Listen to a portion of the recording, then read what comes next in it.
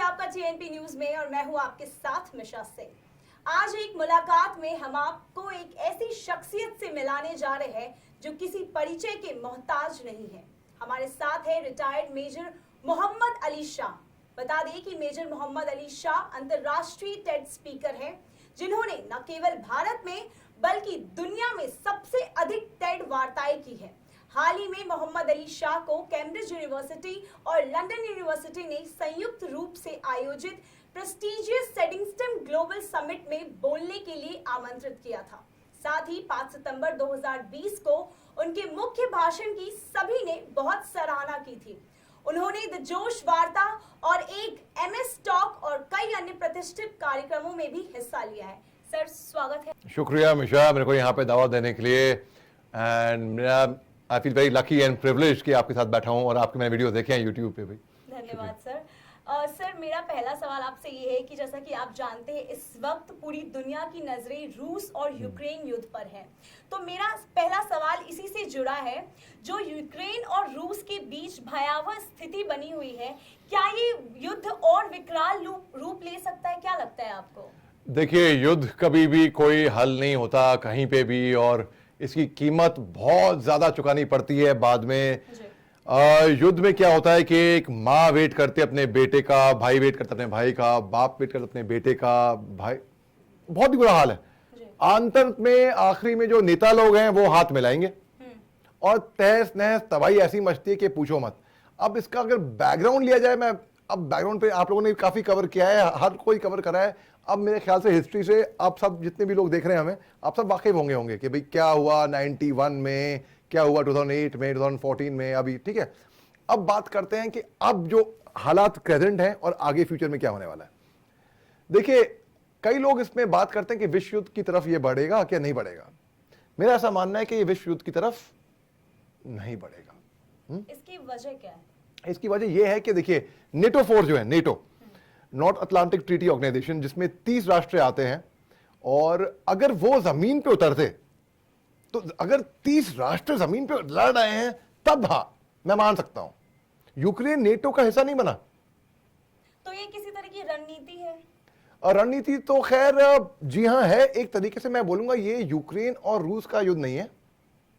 ये सब जानते हैं आज से 30 साल पहले अमेरिका और रूस का कोल्ड वॉर था जी, बिल्कुल। तो अमेरिका यूक्रेन के कंधे पे चढ़ के बंदूक चला रही है। इसका इनका खूब, मैं नहीं कहूंगा उपयोग कर रही है, दुरुपयोग कर रही है यूक्रेन का, और यूक्रेन वासी इसमें खून खराबा हो रहा है। हाल ही में अमेरिकी सांसद ने ये कहा है कि यूक्रेन के ही किसी लोगों को पुतिन की हत्या कर देनी चाहिए। जी, ऐसे बयान तो आ रहे हैं। देखिए, एक लियो टॉल्स्टॉय हैं, रूसी लेखक हैं, उन्होंने किताब लिखी है वॉर एंड पीस। उसमें उन्होंने लिखा है being peaceful is better than being right, और ये भी लिखा है all is fair in love and war. अब दोनों देश जिनेवा कन्वेंशन के बरखिलाफ जाके कार्रवाई कर रहे हैं। All is fair in love and war, और ये चीज काफी हद तक इस वॉर में देखने को मिल रही है। बिल्कुल। देखिए, अब दोनों, क्योंकि दोनों देश जिनेवा कन्वेंशन के बरखिलाफ चले गए। रूस ने जाके हमला किया इनके पावर प्लांट के ओर को। इन्होंने बोला कि भाई हम किसी को, जो भी हम बंदी बनेगा यहाँ पे, उसको हम छोड़ेंगे नहीं, उसको हम मार डालेंगे, कोई सरेंडर एक्सेप्ट नहीं करेंगे हम। ये दोनों चीजें जेनेवा कन्वेंशन के खिलाफ है। आप सिविलियंस को मार रहे हैं, ये जेनेवा कन्वेंशन के खिलाफ है। तो इसमें कई सारी चीजें होती हैं जो एक मानवता, एक ह्यूमैनिटी होती है। अभी शुक्र है इस बात है कि अब जाके सीज फायर इन्होंने अनाउंस करी है, और ताकि एक सेफ पैसेज निकाल पाए, जो जैसे हमारे भारतीय बहुत वहां पे स्टूडेंट्स वहां फंसे हुए हैं, वो वहां से एक तरीके से बड़े आसानी से वहां से निकल जाए, तो वो बहुत जरूरी थी। और सीज फायर का एक और तरीका होता है कि आप बातों में, क्योंकि देखिए जंग से कोई हल नहीं होता, कुछ भी, गोली कोई हल नहीं है, बातों से हल होगा, डायलॉग से, आप एक कम्युनिकेशन से, एक सोच समझ, एक तरीके से। क्योंकि आप उससे पूछिए जो हकीकत में लाइन ऑफ फायर में रह चुका है, वहां से गुजर चुका है। मेरे साथ जब गोली चलती है दोस्तों, उसकी जो फीलिंग जो क्या होती है, मैं आपको बयान नहीं कर सकता। वाकई में अभी भी मैं याद करता हूं, जब मैं अंडर फायर हुआ करता था, मेरे रोंगटे खड़े हो जाते हैं उस फीलिंग से। और मैंने हकीकत में अपनी आंखों के सामने देखा है। मैं दाग देता हूं पहले तो इन बच्चों की, जो यूक्रेन में जो फंसे हुए हैं। हम तो ट्रेन सोल्जर्स थे भाई, हम तो फौजी थे, हमारी तो ट्रेनिंग उसमें थी। सोचिए, मैं बता रहा हूँ फ्रैंकली, मेरे को कोई शर्म नहीं एक्सेप्ट करने में, अगर मैं इतना ट्रेन नहीं होता और मैं उन बच्चों की जगह होता, शायद मैं नहीं झेल पाता वो जिस तरीके का तनाव झेल रहे हैं, जिस कंडीशन में रह रहे हैं, पानी, खाना, मतलब भीड़ भड़का, लोग वहां पे हर जगह जगह खतरा, बम धमाके, गोलीबारी, स्नाइपर दूर दूर बैठे हुए हैं। मैं उस माहौल से गुजर चुका हूं और मैंने अपने सामने अपने साथियों को दम तोड़ते हुए देखा है, इनको शहादत प्राप्त करते हुए देखा है। तो एक फौजी से बेहतर आपको कोई नहीं बता पाएगा कि दोस्तों युद्ध कोई तरीका नहीं है। ये सब चीजें बस फिल्मों में, हॉलीवुड फिल्मों में तक वहां लगती है, वहां तक रियल लाइफ में बिल्कुल अच्छा नहीं लगता। और ये खून खराबा, भाई कौन चाहेगा खून खराबा, कॉमन सेंस की बात है। अब ये है कि अब ये कब तक चलेगा ये मामला, भाई ये लंबा खेल इसलिए है। यूएनओ का आर्टिकल 7 कहता है कि अगर किसी भी स्टेट को मेन कंट्री से अलग होना है उसको अधिकार है, वो हो सकता है, उसको अधिकार हम देते हैं। और अगर अलग होने के बाद जिस देश के साथ में वो था, अगर उस देश ने इसके साथ बदसलूकी करी, मैं बड़ी सिंपल भाषा में समझाऊंगा ताकि हर एक को समझ में आ जाए, जिसको जियोपॉलिटिक्स का इल्म नहीं है, या जो रशिया यूक्रेन के बारे में कि रशिया ने यूक्रेन पे हमला क्यों करा वो भी समझ में आ जाए, इसलिए मैं ताकि हर एक बच्चे को भी समझ में आ जाए। तो वो कहता है अगर किसी को अलग होना है हो सकता है, अगर जिसके साथ में वो था वो देश इसके साथ अगर बदसलूकी करता है तो इसको पूरा अधिकार है अपने पड़ोसी, केवल पड़ोसी देश को मदद मांगने से, वो इन पे मिलिट्री एक्शन कर सकता है। फॉर एग्जाम्पल, अब बलूचिस्तान है पाकिस्तान, अगर बलूचिस्तान पाकिस्तान से अलग होना चाहे तो उसका पूरा हक बनता है कि वो अलग हो सकता है। और अगर बलूचिस्तान हिंदुस्तान को चिट्ठी लिखता है कि हमारे पे पाकिस्तान ज्यादती कर रहा है, अपनी फौज भेजो, तो हम पाकिस्तान के खिलाफ मिलिट्री एक्शन कर सकते हैं। अब मिलिट्री एक्शन क्या होता है आप सब जानते हैं, आप खुद सोच लिए। उसको हम जंग नहीं कहेंगे कागजी तौर पे, ये यूएनओ का आर्टिकल 7 बोलता है। तो हम उन पे हमला कर सकते हैं। जैसे कि अब फर्ज करिए जैसे हमने बालाकोट में किया था, कुछ कार्रवाई की थी हमने, या हमने सर्जिकल स्ट्राइक्स की थी, वो जंग नहीं था, वो एक सर्जिकल स्ट्राइक थी, वो टू मेंटेन पीस। लेकिन आपको याद होगा बहुत लोगों ने हमारे खिलाफ भी तब कहा था कि हम जब बालाकोट में घुस गए थे कि हिंदुस्तान को ऐसा नहीं करना चाहिए था, बहुत लोगों ने हमारे खिलाफ भी कहा था, लेकिन हम अटल डटे रहे थे, हम लोग बिल्कुल मजबूत कि नहीं देखिए बात ऐसी थी, सेल्फ डिफेंस की बात थी, क्योंकि वहां पे उग्रवादी अंदर आ जाते तो हमें खतरा महसूस हो रहा था उनसे। अब बात ऐसी है कि 21 फरवरी को प्रेसिडेंट व्लादिमीर पुतिन ने क्या करा, 2 राष्ट्र हैं जो कि डॉनबास इलाके में आते हैं, इनको इंडिपेंडेंट करार दे दिया। ठीक है, तो ये इंडिपेंडेंट हो गए। उन्होंने अपनी सेना भेजी वहां पे पीस कीपिंग के नाम से ऑन पेपर, तो वहां सेना पहुंच गई और उस सेना को उससे बहुत देश बिगड़ गए, जितने भी इंटरनेशनल कम्युनिटी हैं सब खफा हो गए रूस से कि तुम ऐसे कैसे कर सकते हो भाई। और यही रणनीति उनकी थी। अब वो उनको क्या है, युद्ध नहीं है, मगर वो युद्ध था वो, उसमें फिर यूक्रेन क्या वो घुटने टेक दे। खैर मैं अगर होता तो, क्योंकि वो लियो टॉल्स्टॉय ने भी कहा है, बल्कि गीता में जिक्र है इसका, भगवान श्री कृष्ण बोलते हैं अर्जुन से कि अगर तुम्हें शांति बनाने के लिए कोई भी कीमत चुकानी पड़े तो समझो कि शांति सस्ती है फिर भी, है ना। भगवान राम ने भी ये बात कही है शांति के बारे में। आपने शांति की बात की है, मगर यूक्रेन अभी भी घुटने टेकने के लिए तैयार नहीं, घुटने टेकने नहीं कह सकते, यूक्रेन रशिया की बातें मानने के लिए तैयार नहीं है। इस पर क्या कहेंगे आप? आपका बड़ा अच्छा सवाल है। देखिए ताली अगर हम एक हाथ से मारे नहीं बजती है, दोनों हाथ से बजती है। तो हल्का सा अगर मैं आपको इतिहास में लेके जाऊं तो 1990 में एक बात हुई थी, जेम्स बेकर जो कि फॉरेन सेक्रेटरी थे अमेरिका के, फरवरी 1990 की बात है ये। डिसइंटीग्रेशन 91 में हुआ, उससे एक साल पहले ही उन्होंने मिखाइल गोर्बाचोव को, जो कि राष्ट्रपति थे यूएसएसआर के, तब रशिया डिसइंटीग्रेट नहीं हुआ था, तो सारे स्टेट्स एक साथ में थे, तब यूक्रेन भी रशिया का हिस्सा था, यूएसएसआर। और उन्होंने आश्वासन दिया था कि NATO, north Atlantic treaty organization, ये वेस्ट जर्मनी, ये ईस्ट जर्मनी के आगे एक्सपैंड नहीं करेगी, ये आश्वासन था। मगर आप देखिए साहब, 4 फेजेस में 14 राष्ट्र इसमें ला दिए गए। 2004 में और राष्ट्र जुड़े, 2008 में और बात हो रही हुई थी, फिर रशिया ने एक रेड लाइन ड्रॉ कर दी, बोला कि जॉर्जिया और यूक्रेन अब नेटो में आएंगे नहीं। मगर फिर जॉर्जिया ने बात नहीं मानी तो रशिया ने जाके उन पे हमला कर दिया, जॉर्जिया पे। 2014 में रशिया ने जाके क्रीमिया पे हमला कर दिया, जो कि एक पेनिनसुला है काला सागर के पास नीचे है साउथ में। उसके बाद फिर और 2014 तक अगर आप देखिए तो यूक्रेन और रशिया दोस्त थे, बड़े अच्छे दोस्त थे, बल्कि कहते हैं कि एक ही तरीके के थे, बल्कि 30% जो ईस्ट यूक्रेन में है वो, कि रशियन भी बोलते हैं, उनकी तरह बोल बॉल डील डॉल देखने में बिल्कुल रशियन है, अपने आप को रूसी भी मानते हैं कहीं उसमें से लोग, अभी तक रूसी पहचानते हैं अपने आप को। अब हुआ ये कि 2017 में प्रॉब्लम कहां पे आई? 2014 में दोस्त थे, 2017 में जो यूक्रेन के राष्ट्रपति थे, इन्होंने बोला कि भाई मैं नेटो में आऊंगा।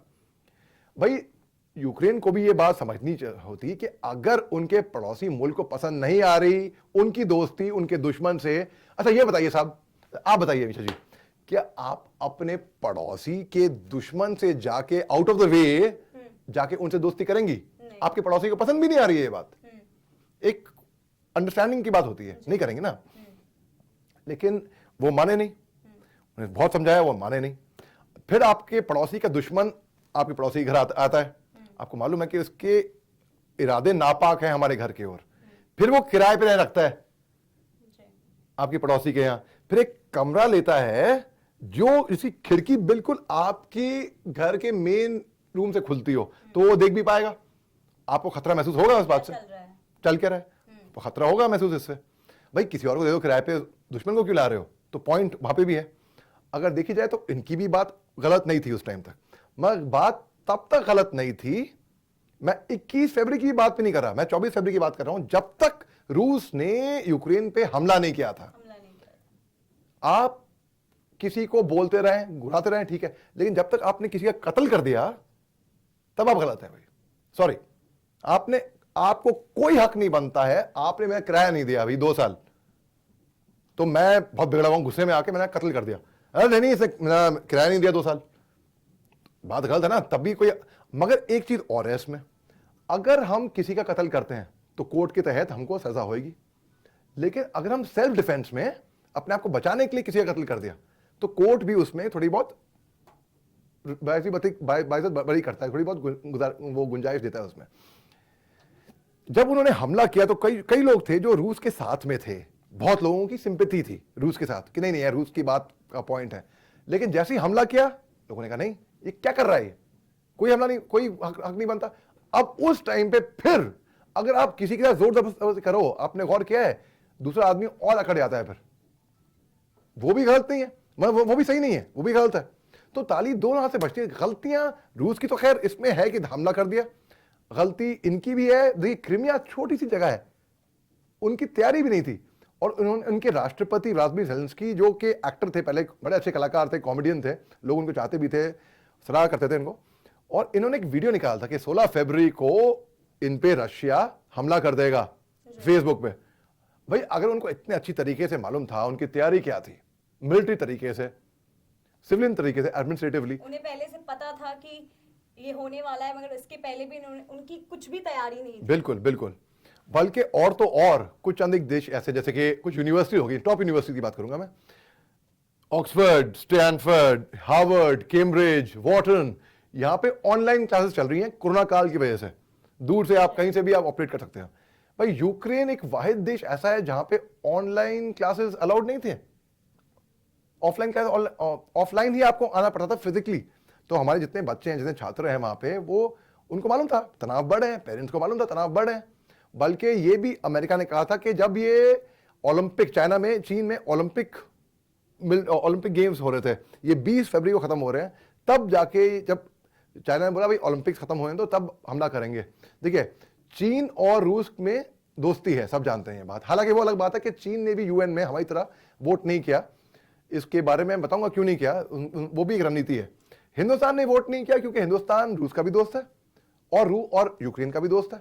वो अलग बात रही कि रूस के साथ हमारी दोस्ती 75 इयर्स पुरानी है, उससे ज्यादा दोस्ती है, और रूस के साथ हमारा कोई एक राजनीतिक कनेक्ट नहीं है, डिप्लोमेटिक कनेक्ट ही नहीं है, मिलिट्री कनेक्ट ही नहीं है, एक इमोशनल कनेक्ट है। 1962 में जब हमारी जंग लड़ी हमने चीन से, तब अमेरिका ने हमारी मदद की थी, रूस ने हमेशा हमारा साथ दिया, हमेशा। अब बात ऐसी है कि अब जब चाइना और रूस की दोस्ती होती है, बहुत डेंजरस कॉम्बिनेशन है ये, बताऊंगा मैं आपको क्यों।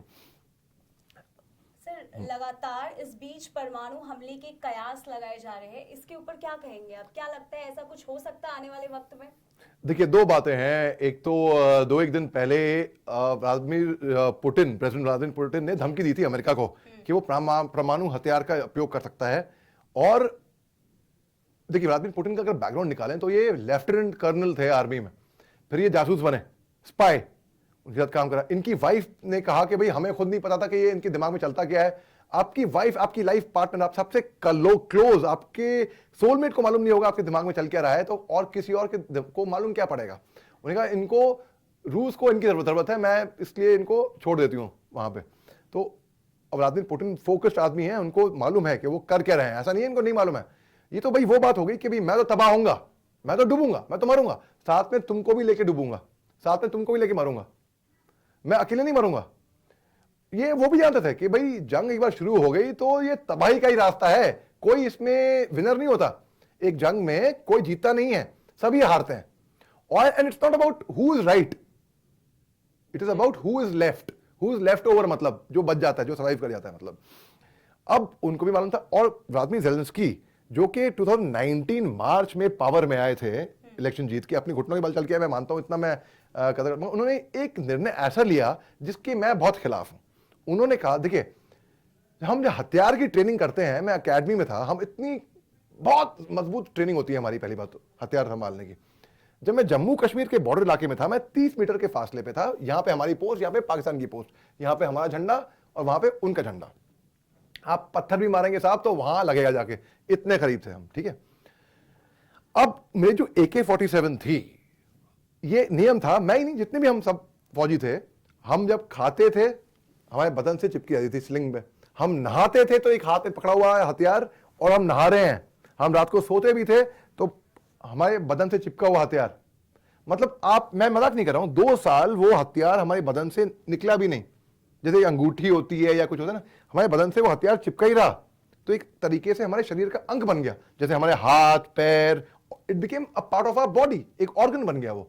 तो जब मेरे को मौका आया हथियार चलाने का उग्रवादियों पे, तो वो इतना कंफर्टेबल एक इक्वेशन, एक रिलेशनशिप, एक केमिस्ट्री बन चुकी थी इस हथियार के साथ, तो कोई दिक्कत नहीं आई मेरे को।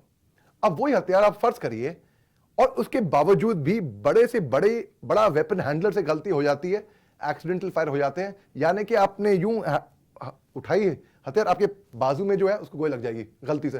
कई बार ऐसा भी हुआ है आपको खुद गोली लग जाएगी गलती से, हैं। अब आप अनट्रेन्ड सिविलियन को, जिसको लड़ना है, हम उसको हथियार दे देंगे। अब भाई सिविलियन, मेरे को बहुत जोश है, मैं लड़ूंगा, मैं सामने आऊंगा, आपने हथियार दे दिया। भाई खिलौने की बंदूक तो है नहीं कि आपको हथियार पकड़ा, वो फिल्मों में अच्छा लगता है कि आप मार रहे हो गोलियां, ठीक है। अब कोई गोली, वो भाई मजाक तो है नहीं। अब आप अपने बाजू वाले को मारोगे, आपकी इंटेंशन, आपकी नीयत अच्छी हो सकती है, मान सकता हूं। देखिए एक तो बहादुरी और एक बेवकूफी में बहुत ही थिन फाइन लाइन है, और एक अंतर है। आपको बताता हूं क्या। बहादुरी होगी यहां तक मैं जिम्मेदार हूं अपने लिए या अपने ट्रूप्स के लिए। बेवकूफी वहां होती है जहां पे मेरा परिवार दांव पे लगा हुआ है, जहां पे सिविलियंस, जहां पे मासूमों की जान लगी हुई है।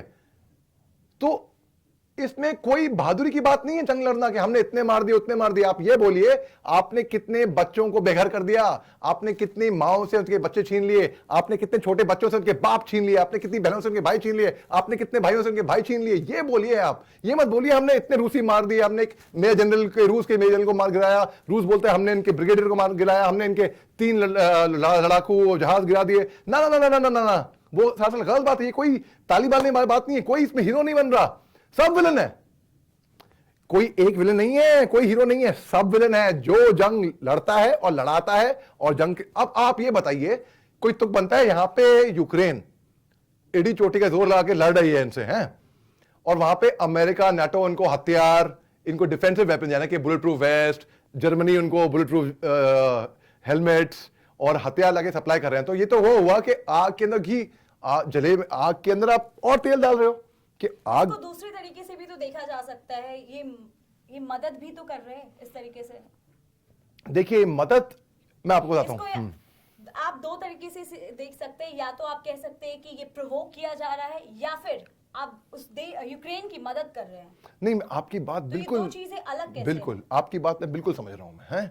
अब देखिए मैं समझाता हूं कैसे अलग है। मेरा दोस्त है फर्ज करिए, और मैं उसको चाहता हूं, भाई अच्छा है, वो ड्रग एडिक्ट है और मुझे पता है उसको ड्रग चाहिए। अब मैं उसके लिए ड्रग ला के दे रहा हूं, ये लो भैया ड्रग लो, मस्त रहो, ड्रग लो। तो मैं उसकी मदद कर रहा हूं। मदद करो, मैं दोस्त हूं, अगर मैं दोस्त हूं मैं उसको 2 लाख लगाऊंगा, बोलूंगा है ड्रग मत करो, ड्रग खराब चीज है ना, उसको दूर रखूंगा ड्रग से, क्योंकि वो खून खराब होएगा ना अंदर तो में। तो अब एक हथियार की इंडस्ट्री है, एक वेपन्स की माफिया है, जो वेपन जो आर्म्स डीलर होते हैं वो खुद चाहेंगे कि हर 10 साल में जंग हो। अगर जंग नहीं होगी तो हथियार नहीं बिकेंगे। आप हथियार मतलब नॉर्मल AK-47 नहीं, टैंक, जहाज, मैं बड़े बड़े हथियारों की बात कर रहा हूं, जैसे कि S-400 है, ये रूस ने हमको लाके दिया है। ये एक ऐसा कारगर हथियार है जहां पे ये तुर्की पे अमेरिका ने इस पे प्रतिबंध लगा दिए थे कि इस हथियार लेने पे, वो हमारे पे नहीं लगा सकते क्योंकि हमको जरूरत नहीं है अमेरिका की। अमेरिका को ज्यादा जरूरत है आज की तारीख में हिंदुस्तान की, और ये हमने साबित भी कर दिया जब अमेरिका ने प्रतिबंध लगाए, बैन लगाया कि यहां से कोई एक्सपोर्ट नहीं होंगे वैक्सीनेशन के टाइम पे। हमने एक ही दिन में कितने मिलियंस, कितने हमने, वो फिगर मेरे पास है, मैं कितने हमने वैक्सीनेशन कर दिए। तो उसी दिन, अब ये इसको कोइंसिडेंस माने, संजोग माने, मैं नहीं जानता क्या माने, उसी दिन अमेरिका का संदेश आया कि उन्होंने वो प्रतिबंध खोल दिया है, वो बैन नहीं रहा, हम एक्सपोर्ट कर सकते हैं वैक्सीन। तो अमेरिका ने अब हम अमेरिका को दे रहे हैं वैक्सीन। तो अमेरिका को जरूरत है हिंदुस्तान की आज की तारीख में, जिससे ज्यादा जरूरत हिंदुस्तान को अमेरिका की है। सर, यूक्रेन रूस युद्ध के बीच भारत ने ऑपरेशन गंगा चला है, इस इनिशिएटिव पर आप क्या कहेंगे? भाई सबसे पहले तो मैं हमारी भारत सरकार, हमारी एम्बेसी, हमारे डिप्लोमैट्स को बहुत मुबारक देता हूं, और मैं छोटे बच्चों को, मेरे छोटे भाई बहन जो हैं उनको मैं कहता हूं कि भाई आप लोग बहुत हिम्मत वाले हो, आप लोग बहुत बहादुर हो। आपकी बहादुरी, आपके जोश, आपके जज्बे को एक फौजी आदमी सलाम करता है। आपके घर वालों को जिन्होंने अपना हौसला बनाए रखा, उनको मैं सलाम करता हूं। भाई ये बड़ी दुखद बात थी कि हमारे छोटे भाई नवीन वहां पे थे और वो दुर्घटनाग्रस्त हो गए वहां पे, और एक हमारे साथी को गोली भी लगी वहां पे। भाई ये एक जंग का मैदान है दोस्तों, जंग के मैदान में ऐसी चीजें होती हैं, और बहुत बहुत दुखद बात है, होनी नहीं चाहिए, मगर लेट्स एक्सेप्ट इट, होती हैं, रियलिटी तो ये है। अब देखिए बात ऐसी है कि ऑपरेशन गंगा से हम कितने लोगों को इवैक्यूएट कर पाए हैं। कई लोग बोलेंगे नहीं नहीं गलत, गलत कैसे भाई? अरे खुद जाओ, बड़ा आसान है एक मैच देखना, बास्केटबॉल मैच देखना, अरे यार बास्केट क्यों नहीं कर रहा यार, फुटबॉल, अरे क्यों नहीं गोल करता यार, वहां कर बाहर बैठ के चिल्लाना, ठीक है? खुद उतरिए मैदान जंग में, खुद उतरिए, जब गोली चलेगी ना कान के बाहर से तो मालूम पड़ेगा असल में होता क्या है वहां पे एक्चुअली इवैक्यूएट करना। हमारे वहां पे स्टूडेंट्स हैं जो 5,000 रुपए, लाख रुपए, 2 लाख रुपए टैक्सी वाले को, 2 लाख रुपए टैक्सी वाले को, एक पॉइंट टू। अब आप वहां से देखिए साइकोलॉजी, टैक्सी वाले का भी तो जान जोखम में है, अगर वो लिया रहा है कोई गारंटी थोड़ी, जब हम धमाके आए रहेंगे, हवाई हमला होएगा, ये एम्बेसी है, ये स्कूल बिल्डिंग है, ये मिलिट्री एस्टैब्लिशमेंट है, पूछ के तो नहीं आएगा। बम जब गिरेगा तो बस गिरेगा। जब कोरोना वायरस ने हमको सिखा दिया है, वो तो पूछ के नहीं आता कि भाई आप नेता हो, आप गवर्नमेंट एम्प्लॉय हो, आप आर्मी ऑफिसर हो, आप बिजनेसमैन हो, आप इंजीनियर हो, आप छात्र हो ना। कोरोना वायरस जब आता है तो आता है ना, उसी तरीके से, ठीक उसी तरीके से अब सबकी जाने, अब तो मैं बोलूंगा अब तो सीज फायर हो गया, तो अब रिलैक्स हो सकते हैं लोग, हैं जो पेरेंट्स। आपने सीज फायर की बात की, अगर रूस की बात की जाए तो रूस ने थोड़ा सा नरम रवैया दिखाते हुए कुछ समय के लिए सीज फायरिंग का ऐलान किया है। क्या इससे आपको लगता है रूस आने वाले दिनों में रुक सकता है और ये जंग पे विराम लग सकता है? भाई मैं आपको अपना तजुर्बा बताता हूं और इससे समझ में भी आ जाएगा। सन 2003 की बात है ये, मैं इंडिया पाकिस्तान बॉर्डर की पोस्ट पे था, बताइए आपको पोस्ट के बारे में। तब सीज फायर नहीं हुआ था इंडिया पाकिस्तान का, सीज फायर हुआ बाद में, एंड ऑफ 2003 में हुआ, ठीक है? तब हमने वहां पे महीने गुजारे कुछ पोस्ट पे, और सीज फायर के बाद उल्लंघन भी हुए सीज फायर की, अलग बात है। अब मैं देखा शांति आई थी काफी हद तक, जो लाइफ पहले थी सीज फायर के और बाद में आई, फर्क था। उल्लंघन भी हुआ लेकिन फर्क था, सीज फायर का उल्लंघन भी हुआ था, फर्क था। नागालैंड में मैं रहा 3 साल, नागालैंड में भी सीज फायर था, जो वहां के मिलिट्री के साथ और जो मिलिटेंट्स हैं उनके साथ, मतलब आप फायर मत करना हम पे, हम आप पे फायर नहीं करेंगे, और तनाव फिर भी था, ठीक है? अब सीज फायर में क्या होता है, इसमें दोनों साइड्स एक तरीके से सॉफ्ट हो जाती हैं। फर्ज करिए, मैं एग्जांपल देता हूं, आप काम कर रही हैं, जी तोड़ के मेहनत कर रही हैं, वीकेंड आ गया, आपने ब्रेक ले ली, संडे की रात को भाई सुबह को उठ के काम पे जाना है, थोड़ा फील होता है ना ऐसा, संडे रात वाले मंडे मॉर्निंग ब्लूज होते हैं, बस वही सीज फायर में। सीज फायर में आपने ब्रेक ले ली फायरिंग से, फिर आपको दोबारा लौटना पड़ता है फायरिंग करने के लिए।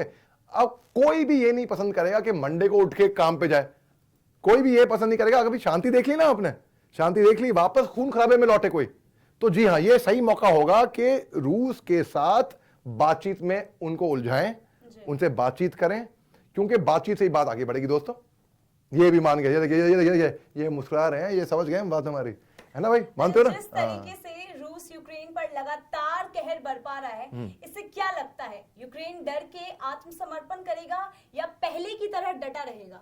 नहीं, देखिए, आत्मसमर्पण मुझे लगता नहीं कि कोई करने वाला है इन दोनों में से, और ये खेल बड़ा लंबा चलने वाला है। आपको मैं दिखाता हूं कैसे, रणनीति दिखाता हूं मैं आपको। देखिए, मैं आपको यूएनओ को आर्टिकल 7 के बारे में बताया। अब क्या होगा कि रूस जो है वो यूक्रेन के कीव पे आराम से, ये था मानना कि एक चंद घंटों की बात थी, ऐसा माना जा रहा था, मगर यूक्रेन की भी मैं अंदाज देता हूं, उन्हें बड़े बहादुरी से लड़े भाई, वो कमाल कर दिया उन्होंने, आखिरी दम तक लड़े हैं, बिल्कुल वो हार नहीं मान रहे, घुटने नहीं टेक रहे, जैसे बताया, वो लड़ रहे हैं, मरने को तैयार है। वहां की सिविलियन जनता जो है मरने को तैयार है, लेकिन वो हार नहीं मान रहे हैं बिल्कुल भी। अब ऐसे केस में क्या होता है, एक ईगो क्लैश हो गया, जिद हो गई दोनों के बीच में। अब कौन ये बोल रहा है, वही ये कहना गलत नहीं होगा कि दो देशों की जंग की वजह से वहां की जनता पिस रही है, यूक्रेन की जिद की वजह से वहां की जनता पिस रही है, तो इसमें किसका फायदा है फिर?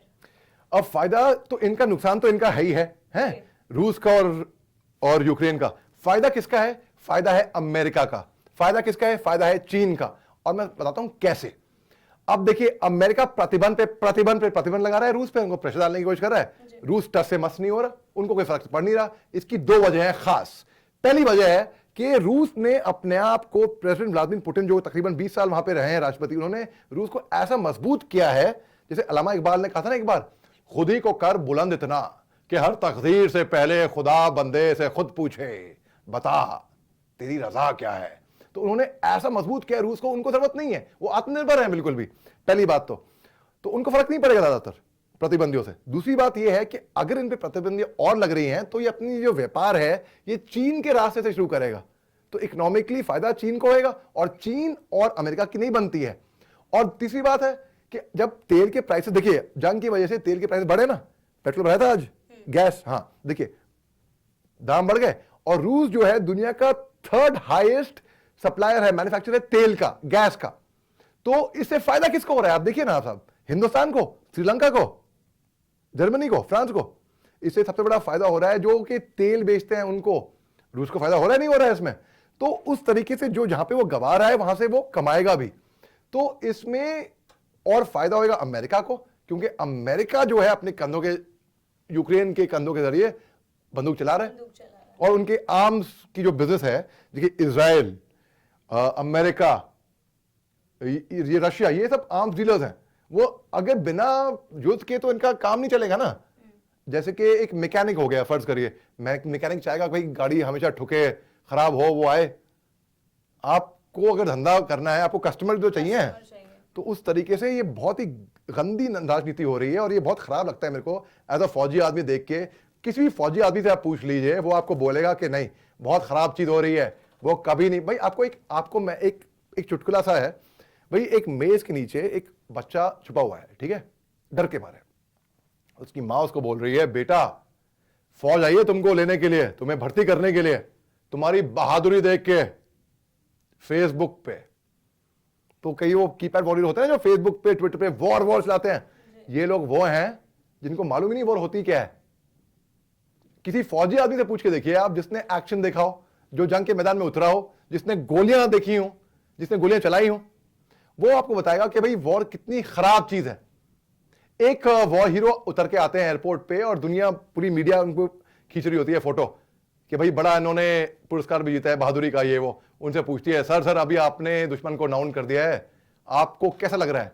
तो वो कहता है, देखिए बात ऐसी है, दरअसल मैं अपने सबसे अच्छे मित्र को अभी दफना के आया हूं, मेरे को ऐसा लग रहा है। आप सोचिए वो भावना। भाई जब बच्चे, छोटे छोटे बच्चे, लोग, यंग वाइफ्स, कुछ चंद महीनों की शादी हुई है, वो विधवा हो जाती हैं, घर बिखर जाते हैं, रहने को जगह नहीं होती है, ये कोई अच्छी बात है? और इसमें ताली एक हाथ से नहीं बजी, दोनों हाथ से बजती है दोस्तों। तो मैं तो ये प्रार्थना करता हूं, आप सब प्रार्थना करिए कि कोई अच्छी गुड सेंस आए रूस में भी और यूक्रेन में भी, और सब मिलजुल के रहें भाई। Heal the world, make it a better place for you and me. Sir army में आपका एक्सपीरियंस कैसा रहा? किन किन कठिन परिस्थितियों का सामना करना पड़ा आपको? भाई मेरा बड़ा अच्छा तजुर्बा रहा फौज में, शॉर्ट सर्विस 5 साल करने गया था मैं। मगर मैं आपको बताऊं मिशा, मेरे को सबसे मुश्किल काम मेरा फौज में ये नहीं था कि दुश्मन को गोलियां मारनी है या गोलियों के बीच से गुजरना है, ना ना ना, ये इतना मुश्किल नहीं था। सबसे मुश्किल काम मेरा फौज में अब तक याद है मेरे को, ये था कि आप घर में इत्तला कर रहे हो कि आपका बेटा अभी इस दुनिया में नहीं रहा, आपका भाई इस दुनिया में नहीं रहा, आपका घर वाला इस दुनिया में नहीं रहा, आपका फादर। और मेरे को अभी भी मेरे को रोंगटे खड़े हो जाते हैं मिश्रा जी, मैं याद करता हूं वो आपने फोन किया और वहां से जो चीख पुकार वहां से आती थी, भाई सबसे मुश्किल काम था। बहुत ही मतलब वो दर्द मैं नहीं बता पाऊंगा। इसके अलावा देखिए और कौन सी जगह ऐसी होगी जहां पे आपको पैसे भी मिलेंगे, तनख्वाह मिलेगी सीखने के लिए? क्या? Horse riding and polo, deep water diving, mountain climbing, rock climbing, hang gliding, adventure sports, water sports, parasailing, para jumping, paratrooping, martial arts, ये सब सीखने के लिए तो हमको पैसे देने पड़ते हैं बाहर, हैं? और हमको फौज पैसे भी दे रही है, वो सब सिखा भी रही है। भाई कंप्यूटर के सीखने को, कोर्स करने को पैसे भी मिल रहे हैं, सिखा भी रहे हैं। आपको मार्केटिंग भी सीख रहे हो, आप एचआर भी सीख रहे हो, आप सेल्स भी सीख रहे हो, आप हॉस्पिटैलिटी भी सीख रहे हो, आप मैनेजमेंट भी सीख रहे हो, आप लीडरशिप स्किल्स भी सीख रहे हो। आप फर्क सीख रहे हो कि एक बॉस क्या होता है और एक लीडर क्या होता है। आप अपने कहां पे, अब ये बताइए मेरे को साहब, ये आपसे बोल रहा हूं, ये लाल शर्ट में बैठ के मुस्कुरा गए अभी, हैं? अच्छा हुआ मुस्कुराते रहो ऐसा, ठीक है, अच्छे लगते हो।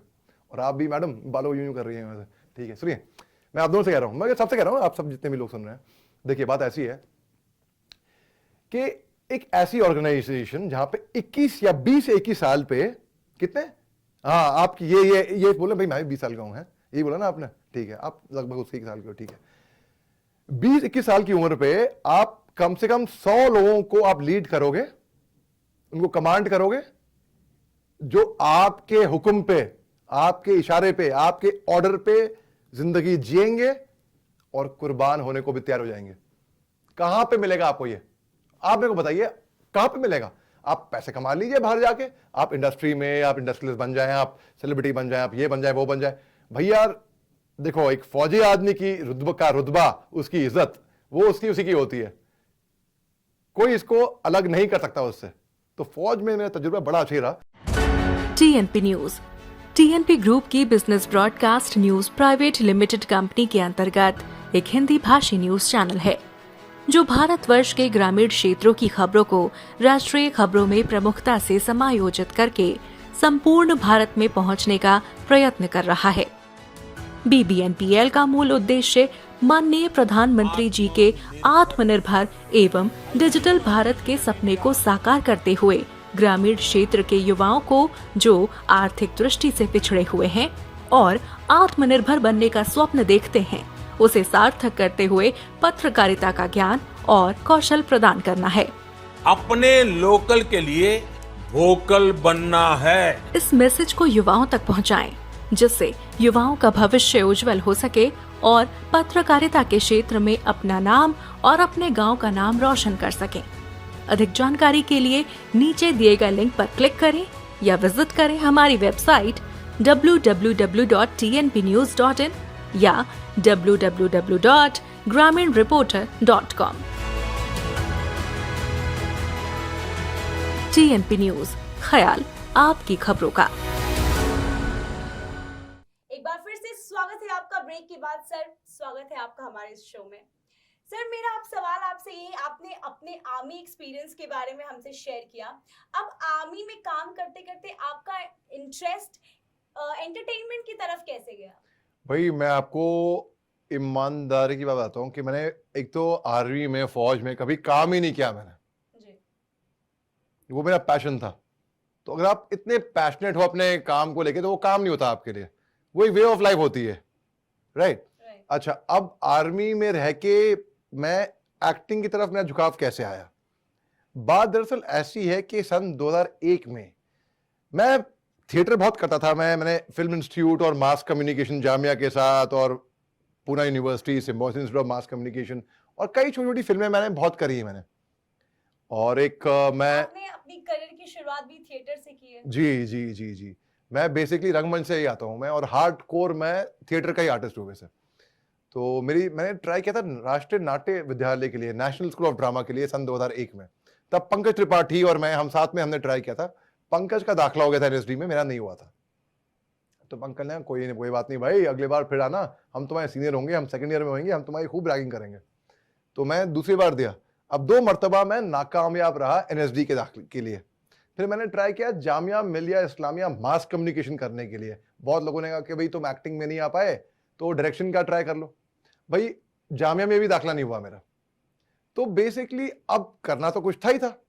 तो एक ब्रिगेडियर शशि खन्ना साहब हैं, वो हार्डकोर पैरा कमांडो हैं, वो one of the first inductees into special forces हैं हिंदुस्तान के। उनका इंटरव्यू भी मैंने ले रखा था, अपने यूट्यूब चैनल पे है, मोहम्मद अली शाह करके यूट्यूब पे है उनके साथ। उन्होंने मेरे को बहुत मोटिवेट किया। उन्होंने बोला कि भाई देखो, तुम अगर फौज में जाते हो और 5 साल करते हो और एक पैरा कमांडो बन के बाहर आते हो, तुमको फौज तनख्वाह भी देगी और तुम्हें एक कंप्लीट जेंटलमैन बन के तुम बाहर आओगे 5 साल करने के बाद। वैसे भी कुछ चंद एक देश ऐसे हैं जैसे कि इजराइल हो गया, सिंगापुर, कोरिया, वहां पे तो आपको कुछ चंद एक साल फौज में गुजारने ही होते हैं।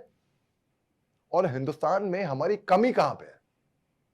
हमारी कमी है, लोगों को बुरा लगे लेकिन मैं सच बात बोलूंगा, हमारी कमी है। और आप भी इत्तेफाक रखेंगे साहब, हाँ आप भी, यस, इन्हीं को बोल रहा हूं। क्यों बोल रहा हूं? इसलिए बोल रहा हूं, सुनिए आप। और हमारी कमी है अनुशासन में, डिसिप्लिन में। क्या आप जानते हैं कोरोना काल में जहां पे कॉलेजेस ऑनलाइन चल रहे थे, 3 तो मैं इंस्टीट्यूशन जानता हूं, और भी होंगे, वो अलग बात रही। NDA, national defence academy, IMA, OTA, air force academy, naval academy, यहां पे ऑनलाइन क्लासेस नहीं हुई कोरोना काल में। बाकायदा वही ट्रेनिंग हो रही जो हकीकत में हो रही थी। यानी कि क्या सबक जाता है? अगर हमारे में डिसिप्लिन हो तो हम कुछ भी कर सकते हैं। कोरोना में तो बुरे हाल थे जी। अच्छा, तो हमारे देश में कमी है अनुशासन की।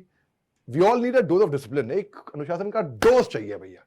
तो हमने कहा भाई फौज में जाके वो एक देश प्रेम की जो भूमिका होती है, हम सबकी होती है, एक भावना होती है, वो तो खैर रहती है।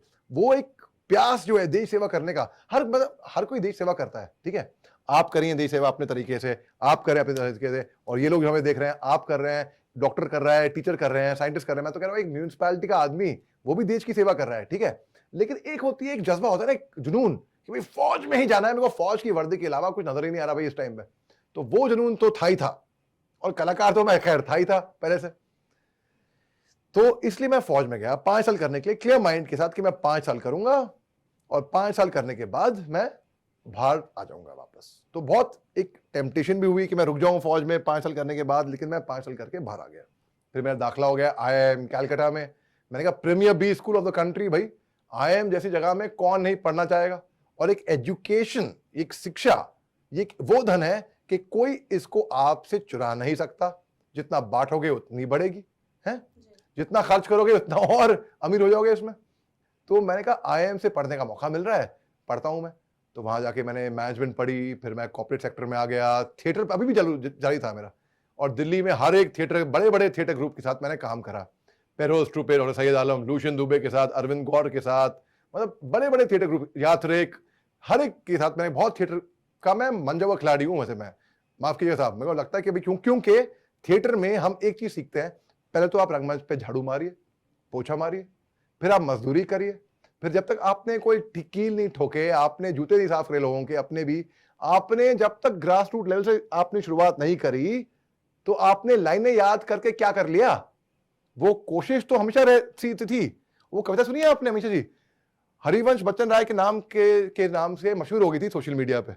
लेकिन वो कविता दरअसल लिखी थी सोहनलाल द्विवेदी ने, क्योंकि अमिताभ बच्चन साहब ने ये कविता कौन बनेगा करोड़पति के शो पे कही थी। तो लोगों को लगने लग गया कि ये कविता हरिवंश बच्चन राय साहब की है, लेकिन ये कविता है सोहनलाल द्विवेदी की। बाद में अमिताभ बच्चन साहब ने इसको ट्वीट भी किया। वो कहते हैं, लहरों से डरकर नौका पार नहीं होती, कोशिश करने वालों की हार नहीं होती। एक नन्ही चींटी जब दाना लेकर चलती है, चढ़ती दीवारों से 100 बार फिसलती है। मन का विश्वास, रगों में साहस बढ़ता है, चढ़कर गिरना। गिरकर चढ़ना ना खड़ता है। मेहनत आखिर उसकी बेकार नहीं होती, कोशिश करने वालों की हार नहीं होती। डुबकियां सिंधु में गोताखोर लगाता है, जा जाकर खाली हाथ लौट आता है। अरे मिलते नहीं सहजे मोती गहरे पानी में, बढ़ता दुगना उत्साह इसी हैरानी में। मुट्ठी उसकी खाली हर बार नहीं होती, कोशिश करने वालों की हार नहीं होती। असफलता एक चुनौती है, उसे स्वीकार करो। क्या कमी रह गई देखो और सुधार करो। जब तक ना हो सफल नींद चैन को त्यागो तुम, संघर्ष का मैदान छोड़ मत भागो तुम। कुछ करे बिना ही जय जयकार नहीं होती, कोशिश करने वालों की हार नहीं होती है। सर आपने बॉलीवुड में भी काम किया है और जैसा कि हम सभी जानते हैं कि बॉलीवुड एक चीज के लिए काफी फेमस है, वो है नेपोटिज्म। तो क्या आप नेपोटिज्म का शिकार हुए हैं? जी, आपका बहुत ही अच्छा सवाल है। मैं आपको दरअसल नेपोटिज्म का एक हल्का सा बैकग्राउंड ले चलता हूं। ये टर्म फॉर्म हुआ था मिड 1970s में इटली से, जहां के जो पादरी थे, जो प्रीस्ट थे, जो फादर थे, जो पास्टर थे, जो वो जाहिर सी बात है ब्रह्मचारी थे। उन्हें तो चैस्टिटी स्वॉन की थी कि हम शादी नहीं करेंगे, है ना। अब वो लोग उनकी जो निजी संपत्ति थी वो देंगे अपने भतीजों को, है ना। तो नेपोटो यानी कि इटालियन में नेफ्यू होता है, भतीजा, भांजा। तो वहां से ये टर्म शुरू हुआ। उसके बाद धीरे धीरे ऐसा हुआ कि लोग इसका दुरुपयोग करने लग गए। यानी कि अगर कोई गवर्नमेंट जॉब में आ गया और आपके पास इन्फ्लुएंस करने की पावर है, आपने उसको इन्फ्लुएंस करके उसको नौकरी दिला दी, इसकी मदद कर दी, उसकी मदद कर दी, तो नेपोटिज्म वहां से शुरू हुआ। अब इंडस्ट्री में लोग कहते हैं नेपोटिज्म बहुत है। भाई मैं एक बात कहता हूं कि अगर राकेश रोशन, ऋतिक रोशन को हर फिल्म में ले रहा है तो क्या वो नेपोटिज्म हुआ या वो गुड बिजनेस सेंस हुई? अगर ऋतिक रोशन उसको पैसे कमा के दे रहा है और उसको पूरा हक बनता है कि अपने अगर बाप अपने बेटे को अपने घर की विल लिख के दे रहा है कि भाई ये मेरा घर मेरे मरने के बाद मेरे बेटे को जाएगा, क्या वो नेपोटिज्म हुआ? वो तो हक हुआ ना। नेपोटिज्म कहां पे आता है? वो वहां पे आता है जहां पे आपको कोई हक नहीं है किसी का हक मारने में, और उसका हक, किसी का हकदार का हक मार के अपने यार दोस्त, बेटे, भतीजे को आप वो काम दिला रहे हो या आप फेवर कर रहे हो। अब करण जौहर की बात करते हैं, उस पे बहुत नेपोटिज्म के चार्जेस लगे, ठीक है। जिन्होंने करण जौहर पे ये नेपोटिज्म के चार्जेस लगाए हैं, मैं पूछना चाहता हूं उनसे, क्या आलिया भट्ट उनकी भाई की बेटी है, उनकी सगी बेटी है? नहीं ना। अच्छा, तो नेपोटिज्म कहां से हो गया? ठीक है, अब बात करते हैं सिद्धार्थ मल्होत्रा की। सर मेरा आखिरी सवाल आपसे ये है कि आप किसे अपना आदर्श मानते हैं? अरे ये तो बिल्कुल बेशक, सोचना भी नहीं है इसमें। मेरे फादर, जो कि वो मेरे आदर्श हैं। वो उन्होंने 71 की जंग लड़ी थी पाकिस्तान से और वो आर्मी के deputy chief of army staff के ओहदे से रिटायर हुए थे। He was the second highest ranking officer of the country, of the entire Indian army. उनके अंडर कमांड मैंने सर्विस की थी जब मैं कैप्टन साहब था। मैं उनका एडीसी था, यानी कि पर्सनल स्टाफ ऑफिसर, और फिर बाद में वो वाइस चांसलर बने अलीगढ़ मुस्लिम यूनिवर्सिटी के। अभी फिलहाल वो is in his mid 70s, लेकिन फिर भी वो चांसलर हैं university of science and technology Meghalaya के। और आज की तारीख में भी वो मेरे को पंजे में हरा देते हैं भाई, अभी भी, और मेरे से ज्यादा फिट हैं। और वो अगर भागना हो तो मेरे को रनिंग में काट देंगे, अभी भी पंजे में हरा देंगे। तो उन्होंने मेरा नाम भी रखा था मोहम्मद अली है। मेरा नाम मोहम्मद अली है क्योंकि वो एक नेशनल बॉक्सर थे। और मेरा भी नाक टूटी भी है बॉक्सिंग में, देखिए, अगर देखेंगे यहां से टूटी भी है। 2 बार ऑपरेशन रखे नाक के मेरे। तो भाई बॉक्सर हूं। तो वो ही is a man of principles, actually complete family man और वेरी वेल रेड। उनसे आप किसी भी विषय पे बात करें, इतने भंडार हैं वो नॉलेज के। तो he is a man of principles. जनवरी में हमारे पूरे घर वालों को कोरोना हो गया था, ठीक है, सबको। मैं तो बिल्कुल लेट गया था, मेरे को वर्टिगो हो गया था। अभी भी वैसे थोड़ा बहुत हल्का हल्का वर्टिगो, कोरोना नहीं, घबराइए मत, वर्टिगो। तब मेरे फादर भी बीमार पड़ गए थे, लेकिन बीमारी वो कह रहे थे वो एसिम्टोमेटिक है, कुछ नहीं हुआ, मैं जानता हूं वो बहादुरी से कोरोना से जंग लड़े थे अपने आप, क्योंकि अगर हेड मजबूत है ना तो सबको साथ में लेके चलेंगे। तो मेरे फादर आदर्श है, इसमें कोई शक की बात नहीं है। सर, हमारे साथ बातचीत करने के लिए आपका बहुत बहुत धन्यवाद। आपका भी, आपने भी अपना वक्त निकाला, शुक्रिया बहुत बहुत, मेरे को यहाँ पे बुलाया भाई। I feel very honoured and privilege, शुक्रिया। Thank you so much sir. तो ये थे हमारे साथ बातचीत के लिए मोहम्मद अली शाह, और हम एक बार फिर हाजिर होंगे एक मुलाकात में एक नए मेहमान के साथ। तब तक के लिए बने रहिए TNP न्यूज के साथ।